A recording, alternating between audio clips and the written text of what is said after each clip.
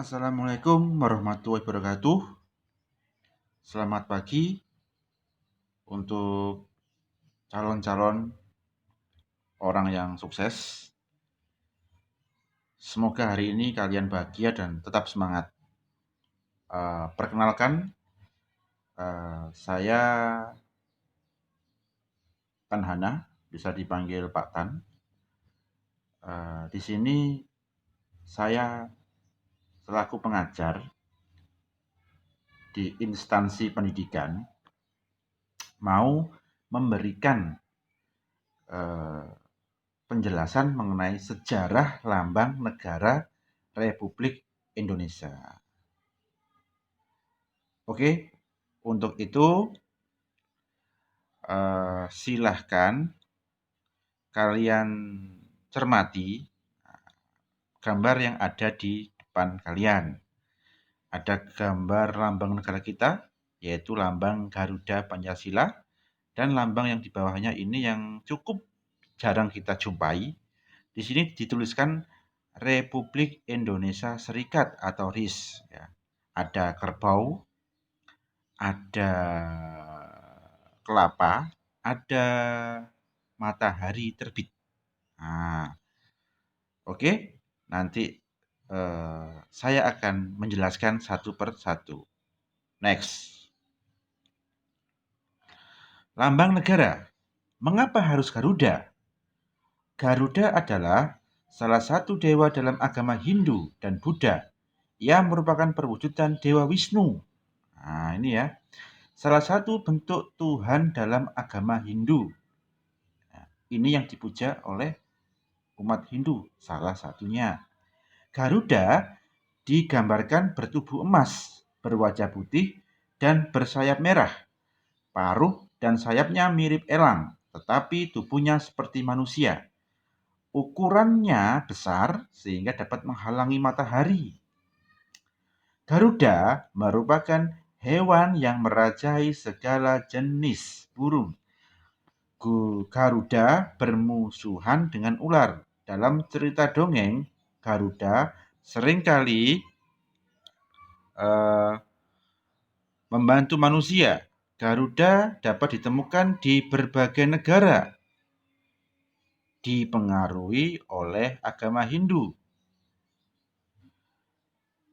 Contohnya, bangsa Jepang mengenal Garuda yang mereka sebut Karura.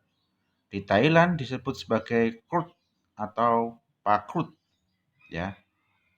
Nah, burung Garuda ini saya tambahkan, ini kalian bisa menjumpai di percandian candi yang ada di Pulau Jawa, terutama di daerah Jawa Timur dan Jawa Tengah. Di situ ada relief-relief yang menggambarkan seekor burung Garuda raksasa. Ya, ini melambangkan apa ya?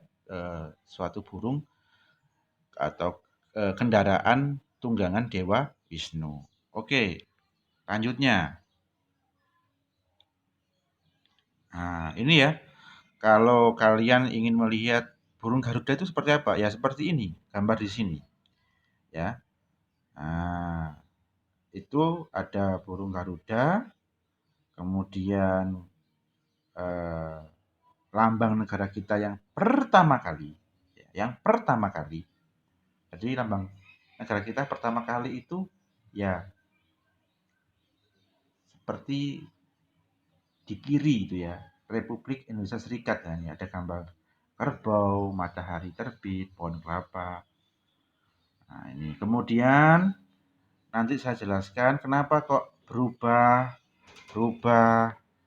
ya, masa demi masa sehingga menjadi lambang yang sekarang ini. Oke. Nah, rancangan lambang negara. Nah, ini ya. Nah, kamu bisa menyimak rancangan yang pertama kali sampai hari ini. Saya bacakan. Setelah revolusi fisik, negara RIS segera membentuk kelengkapan kenegaraan. Salah satu yang dibentuk adalah penetapan lambang negara Indonesia sesuai dengan amanat konstitusi RIS tanggal 10 Januari 1950.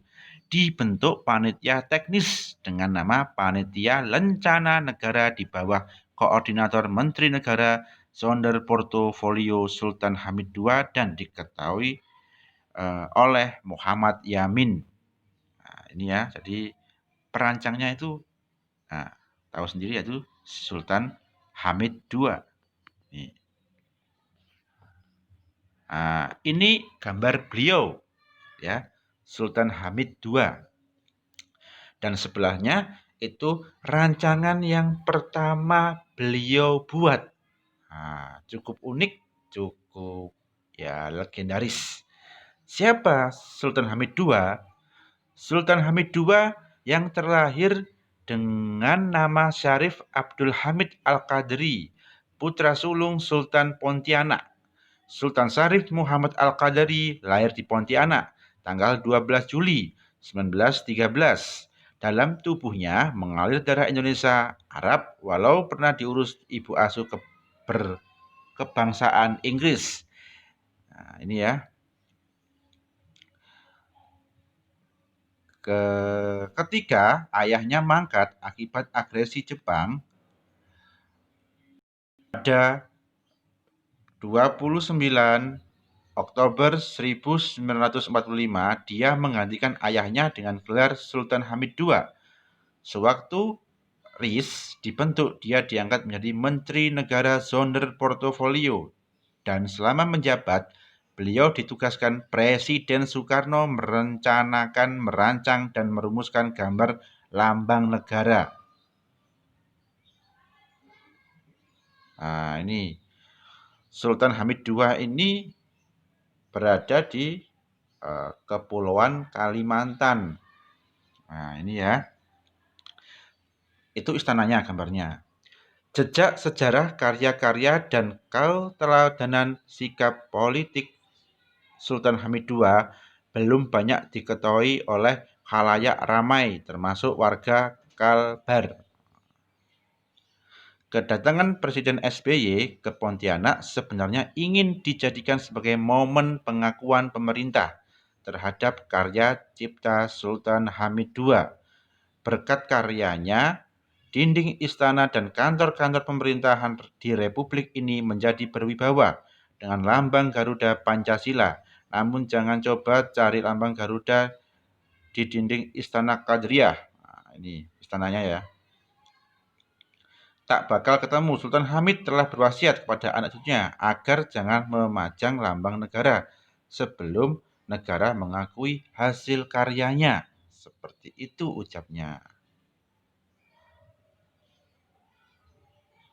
Nah, ini gambar Dewa Wisnu ya. Gambar Dewa Wisnu menunggangi Jatayu ya. Jatayu itu sosok Garuda dengan ibunya. Bisa dikatakan ibunya atau pendapat lain itu bisa dikatakan sebagai teman beliau ya. Menurut cerita kuno zaman dulu, burung Garuda adalah kendaraan Dewa Wisnu yang merupakan dewa di ajaran agama Hindu. Dalam mitologi Hindu, burung Garuda diceritakan sangat menyayangi dan selalu berusaha untuk melindungi sang ibu. Garuda bertarung dengan naga yang menangkap ibunya untuk membebaskan ibunya. Garuda diminta untuk memberikan Amerta Sari, air yang bisa memberikan kehidupan abadi. Ia pun lalu berkelana mencari dan akhirnya bertemu dengan Dewa Wisnu. Dewa Wisnu lalu memberikan Amerta Sari kepadanya dan selanjutnya Garuda menjadi tunggangannya. Sikap yang tangguh dan kuat ini menginspirasi Presiden Soekarno untuk menjadikan burung Garuda sebagai lambang negara. Ini agar rakyat Indonesia punya semangat yang kuat untuk membebaskan Ibu Pertiwi dari para penjajah. Nah, oke, dari sini Pak Tan menjelaskan mengenai lambang negara, sejarahnya. Untuk itu, next yang kedua, saya akan menjelaskan masih dengan lambang negara. Untuk itu, terima kasih sudah mengikuti channel saya. Saya akhiri. Selamat pagi. Assalamualaikum warahmatullahi wabarakatuh.